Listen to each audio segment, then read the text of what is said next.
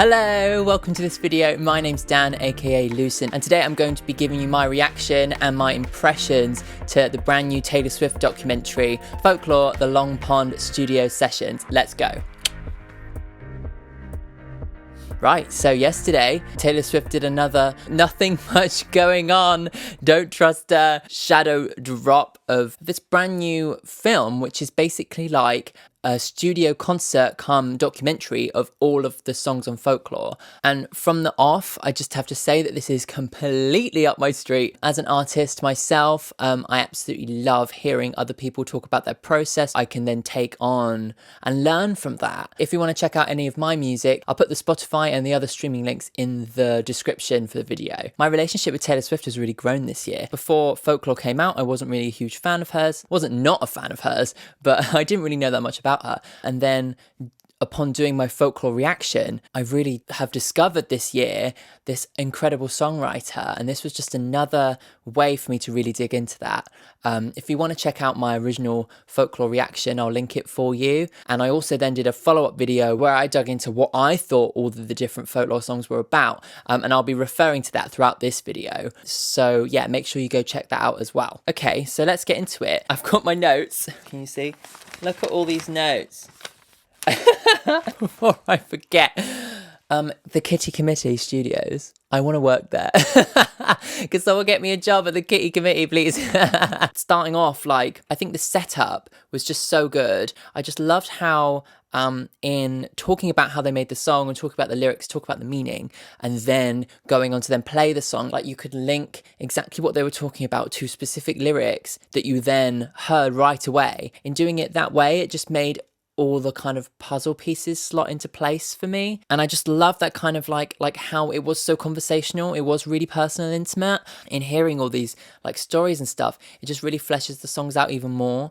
And like, it really adds like a new layer of depth to these songs, and which have already, since first listen, have already grown on me so much. It also like really gave me such an insight into Taylor's songwriting process. Like hearing the way in which she almost like patchworks different parts of songs together is quite unique, in the way that she really bounces off the musical things that she's provided with from the other songwriters, and the way in which she kind of referred to it almost being like the universe like bringing things together for her, for them to just click and for them to work. It just really kind of revealed to me like the kind of songwriter she is. Hearing her talk about the different songs in such a personal way just gave me such a beautiful kind of insight into her process and the way her brain works, and that was just totally fascinating. Yeah, I thought it was really, really, really good. I'm going to pick out a few key moments that I wanted to really talk about. First off, I like really loved how they spoke about how the pandemic influenced this album. We knew that she'd written it during the pandemic. What we didn't know was Taylor's kind of headspace when she went into writing it. And I loved how they kind of referred to it as almost like making art in such a dark time is almost like it's helping them to make sense of the situation partly, but also giving them kind of a silver lining. It's like making the most out of this downtime. She said like she could have been just like chilling out and using it as like a holiday, that she kept on trying to make art for us. And in that, she managed to kind of find this silver lining in such a kind of like bad situation. When we look back at COVID, and when we look back at the things that shaped our society and the things that shaped our world at this time, people are going to look to art like this as a real kind of signifier of where people were and the mind state in which we found ourselves. I think that I can speak for a lot of people in saying that I went into a very introspective place. In moments it was very dark, overthinking, you know. And I think that like hearing Taylor talk about the way in which that kind of, those moments were the moments that inspired her to write music, therefore we'll be able to look back at Folklore as a real kind of emotional depiction of where art comes from when you are in that headspace, and when you were in the specific headspace of a global pandemic, what art comes out. I loved how they kind of talked about that, because it really frames it, and I think going forward in the future, COVID and the pandemic is really gonna frame the art of this period, and this is just an example of that. I loved when she said, we found out that everybody just needed a good cry, including us. I just thought that was just so perfect, because that is really where everybody was at. You know, we all needed to listen to an album that told all these like beautiful stories of like introspection and self-discovery in a way in which it would unlock that emotion in ourselves and let us cry and let us feel these things that we sometimes like don't even realize until we listen to music like this. And the other thing she said, if we're going to have to recalibrate everything in our lives for this new normal, then we have to start with the things we love. And that's what she did. She started by making music in a new way. Yes, the situation is difficult, but we are coping and we are finding positives. She ended up saying that she absolutely loved the Kitty Committee studios because it was such a unique environment in which to write music, and it was a very personal environment in which to write music. And that was actually, you know, that's a positive thing that's come out of what is like a really, really difficult time for us to all cope with. Art is a way for us to turn the bad stuff into good, and that is just something that I've always held close to my heart whenever I write music, and this is a beautiful example of that. So with them talking about The One, I loved how they kind of talked about how the first line, "I'm doing good, I'm on some new shit," was like, it being an opening line was actually kind of summing up how she was writing this album and summing up the process. I thought that was really clever, and it kind of added, it was another example of them adding another layer of detail to a song that I hadn't necessarily thought of in that way before. The first thing I noticed about seeing her perform it live was seeing her facial expressions in different moments, and I think that kind of person to person, like seeing how somebody's reacting oh yeah, in that moment creates kind of an instinctual understanding that you can't really put into words. I love the bit where she said, "This is a real damn blast." She's so funny. Yeah, that was in Cardigan, which I thought was like a beautiful rendition of the song. I loved how, like, because it was a bit more stripped back, it really framed the piano more. The da-na-na-na, da-na-na-na-na, that beautiful piano. It's just so simple, but there's something so atmospheric about it, and stripping all the other stuff away really revealed how beautiful the piano was. And it's just, I think like Cardigan is like absolutely one of my favorite songs of the year. It's just, and it's one of those songs that's grown on me more and more and more and more and more every single time I listen to it. There's just something about it I just absolutely adore. So when they started talking about the last great American dynasty, I was like, I loved that song on hearing it. I didn't even know what it was originally about when I first heard it. I thought it was about her, like somebody dying in her family, and I got really upset, and I was it was a whole thing, but there was something about it that touched me even when I didn't understand the lyric. I think they almost kind of explained why I had that visceral feeling. Like, as a kind of British person, I haven't necessarily been exposed to that much country music, so hearing that, like, that storytelling device of this happened, oh, and then this happened, and then hashtag TTT, typical Taylor Swift, comes in at the end, and oh, it's actually about me. I didn't realize that was like a country music thing, but like there's just something about that just absolutely like gives you like these chills. Yeah, and to hear that in music for me isn't a very common thing, and I just, yeah, that really touched me. And then after explaining it and then hearing it again, we have crying moment number one. So I can't cry for you on camera like I usually do, but I'm going to explain all the moments in which I cried.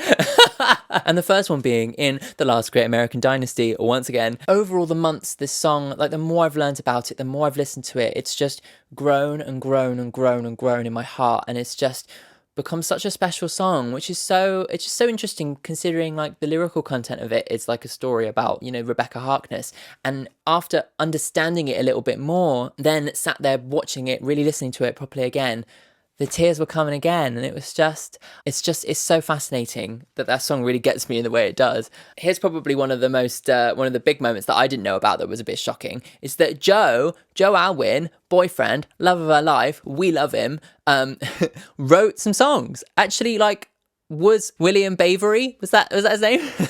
Is not a real person. It is Joe, and Joe has actually contributed like quite largely to quite a few songs on the album, which I was really surprised about. So the first one of those that they mentioned was Exile, how he came up with the initial male perspective, and then Taylor then joined in and kind of then took the other side of it. I was so surprised, and I love that, and I think there's something beautiful about art coming from someone that you love. I think that kind of chemistry and that kind of love spills over, even in a sad song like Exile. It really spills over into the songwriting. Watching them perform it, like Bon Iver, like his voice is so stunning. Like the way in which it's like so low, like so ridiculously low, and then he sings that like falsetto bit. It's just like, it's beautiful. And this was crying moment number 2, was in the bridge of this song.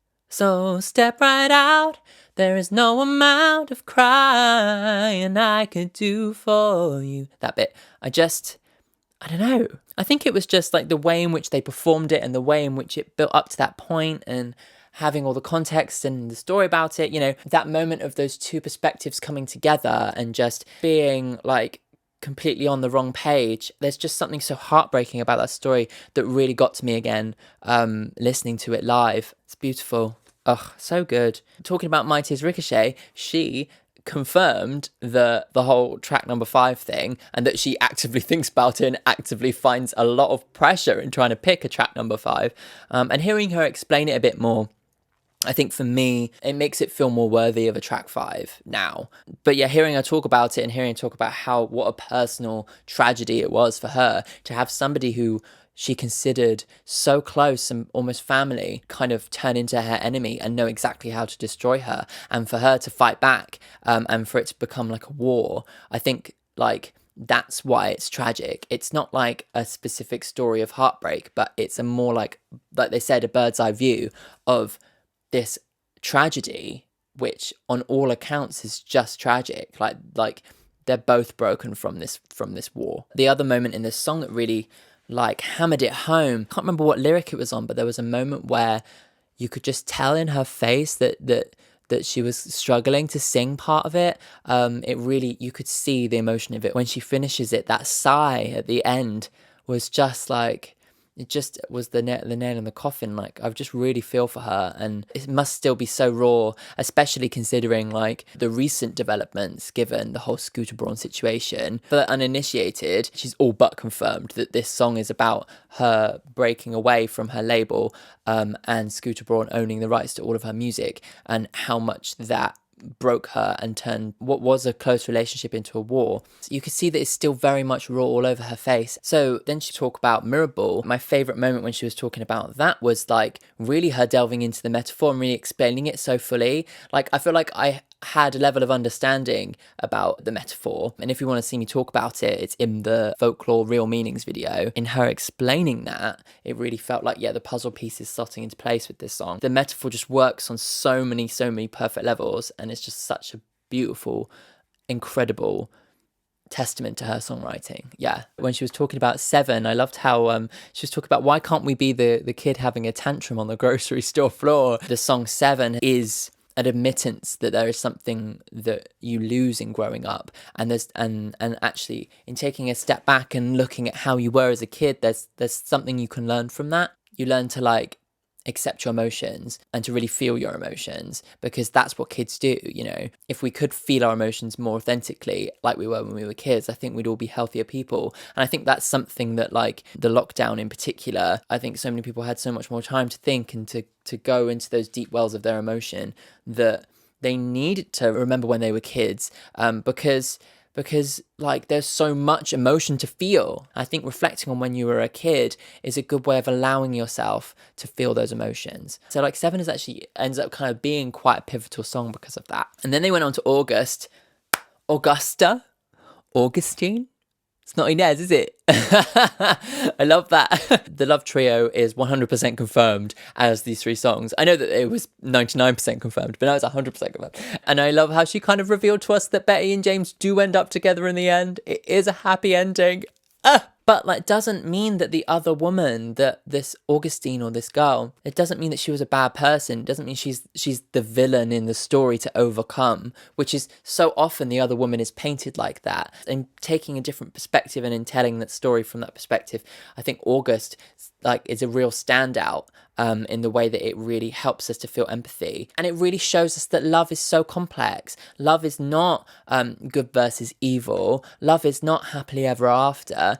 bad things happen, and it doesn't mean people are bad. It is what it is. And I think we owe it to the other people in our lives to not villainize them, and we owe them to empathize with their situation, because actually, like, when we're faced with those situations, who's to say that we wouldn't do the same thing? And I think that's what this song really sums up. Hearing about it in kind of much more depth really allowed me to understand that so much more. So This Is Me Trying was a really interesting song in this particular film, because there were so many things I hadn't actually noticed about it.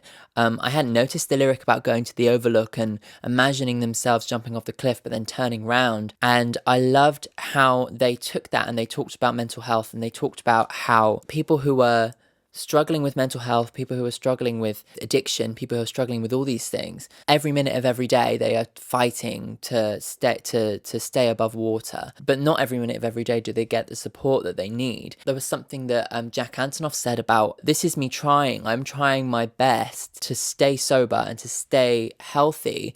And to you, that looks like I'm doing really badly, and how isolating that can feel. But actually, the reality is that so many people, everyone feels like that in some way. Everyone is trying their best to get along. And the song really takes on that feeling, you know, and really reveals it and helps everybody connect over that mutual feeling of, look, I am trying my best to stay above water, to keep my head up and to keep going on, but it's not always easy. And then there was that bit he just said, doing your best is rarely enough.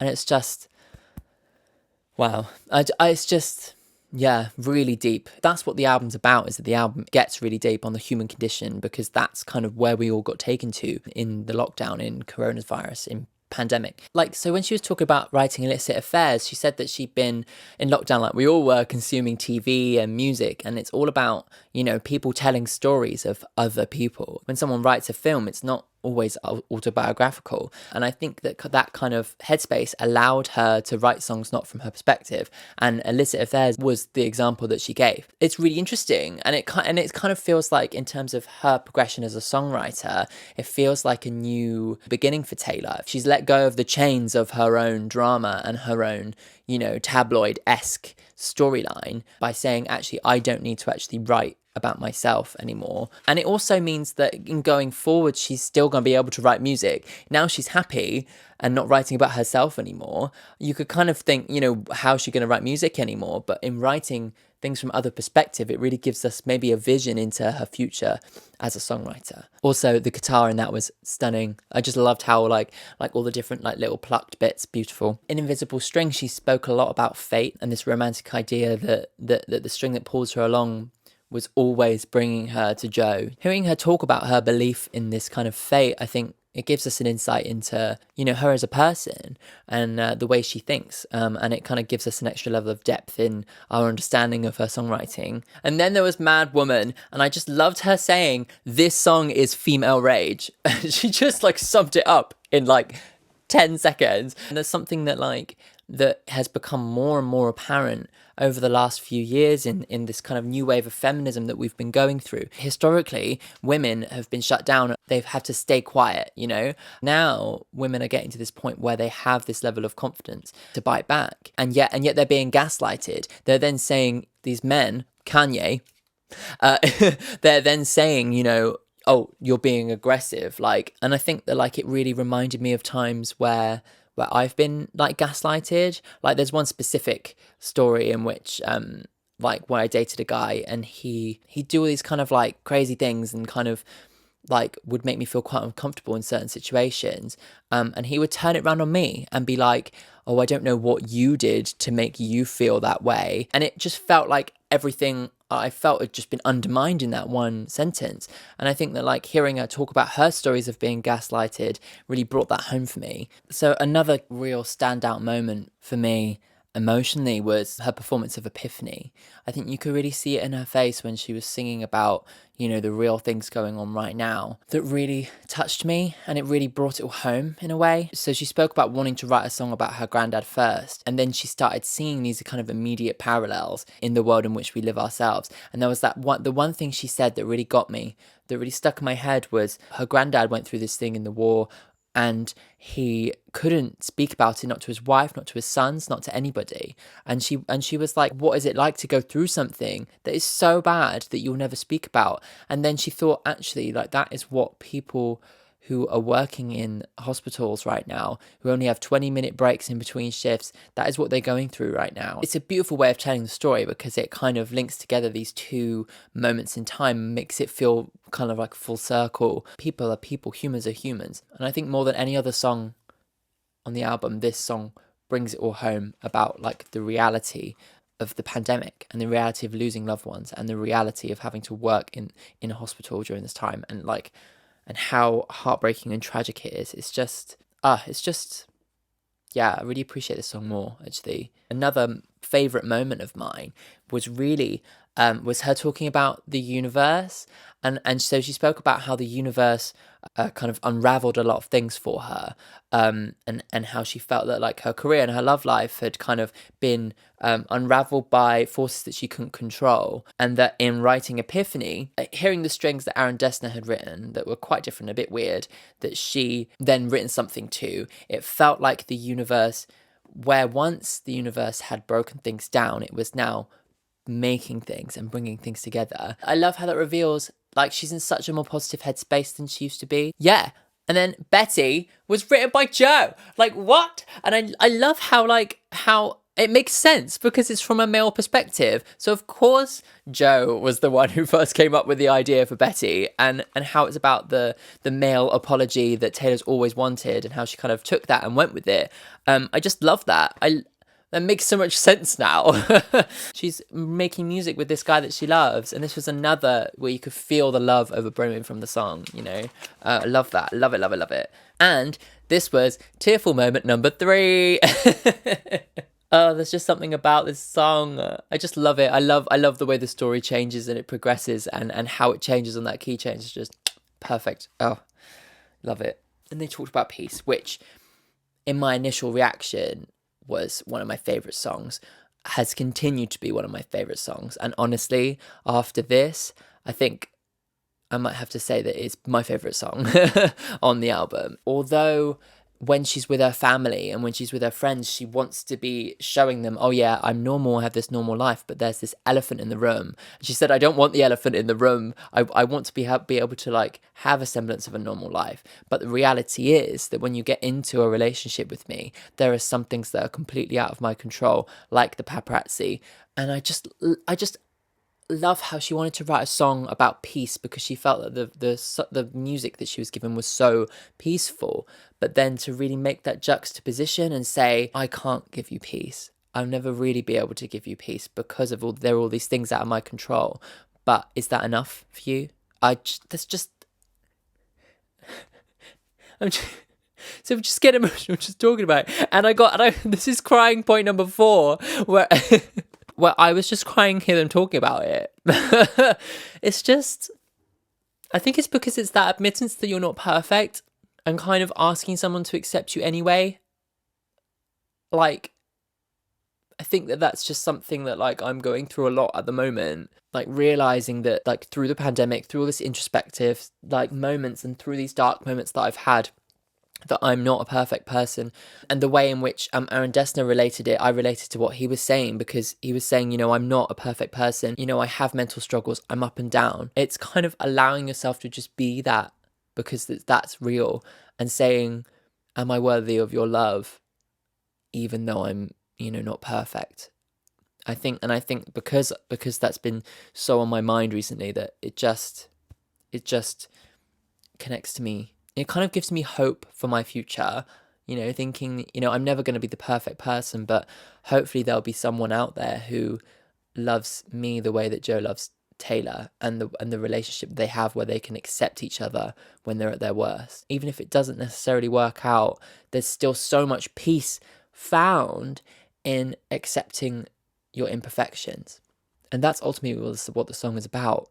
It really just resonates on such a deep level with me. And there was another moment where she just seemed so emotional when she was performing it. Yeah, and then they went on to talk about Hoax, and I think that like this was really a moment where my thoughts about the album kind of really slotted into place given this kind of extra information. So if you've seen my previous Folklore Real Meanings video, you noticed how I spoke about how like I kind of thought it was about her mum, but after looking into the lyric and after reading all of your comments and everything, like, it kind of seemed that maybe it wasn't about that. And what she revealed here in this documentary was that in fact it isn't about one thing, it isn't about one relationship. It's all these different things she's felt about different relationships, different people she considered family. She said that. I'm just saying that might be talking about her mum. But the reality is now she's revealed to us that it could be about all of those things. And it just makes so much sense now. And that really was like a aha light bulb moment. After she kind of explained how it was much more of a general feeling, it made sense as the original finale of the album, because it does sum up a lot of these feelings of imperfect love, of introspection and finding yourself, admitting to yourself that you're not perfect, in reflection and understanding. And then they went on to speak about the lakes and about her backup plans, her like get out. It's almost like she's had this plan of like this cottage backup plan where she's going to get out. In going to the Lake District, she kind of found a way to relate to these people, the artists of hundreds of years ago, who felt the same way, but they succeeded in getting out. They moved to the lakes, and William Wordsworth is buried there. And it really feels like, in being now this actually the true ending of the album, the fact that the poets of their generation are feeling the same way in which Taylor, one of the poets of our generation, is feeling, and the way in which we still feel as humans, I think it just goes to really reveal the human condition and how it's everything we're feeling is nothing new. And there's something really reassuring about that. But there's also something really full circle about looking back at those poets of old, and being able to relate to them, and it all coming round in a circle, you know? And I think that's why, as a finale, it does really like sum up the way in which folklore is that, because it's all about us understanding our imperfections, understanding our humanity in relation to other people. And she manages to do that in this final song. It's almost like, oh, all this stuff you've gone through on the whole album, that's nothing new. Everyone's felt that way before, but there's something so comforting about that, you know, you're not alone. I kind of ended up going through every single song in the end, but those were kind of the key standout moments for me. I think overall it was just such a brilliant insight, and I really, really enjoyed it. Let me know what you think, and let me know like what other things did you pick up, and let me know what you noticed and what stood out to you about the different songs. As always, I'm really interested in reading all your comments, and I'll be in there replying. We can discuss this like we always do. If you like this video, make sure to give it a like and consider subscribing to the channel. Everything on my channel is it comes from a perspective of me just loving music and loving making music. So my music is on here. I do like a whole mixture of different videos at the moment, but yeah, be sure to check it out and be sure to subscribe if you like this. Yeah, thanks for tuning in to the end. I'll see you again soon. Keep an eye out for a very special Taylor Swift video coming next month. It's a little teaser for you. Cheers. Bye.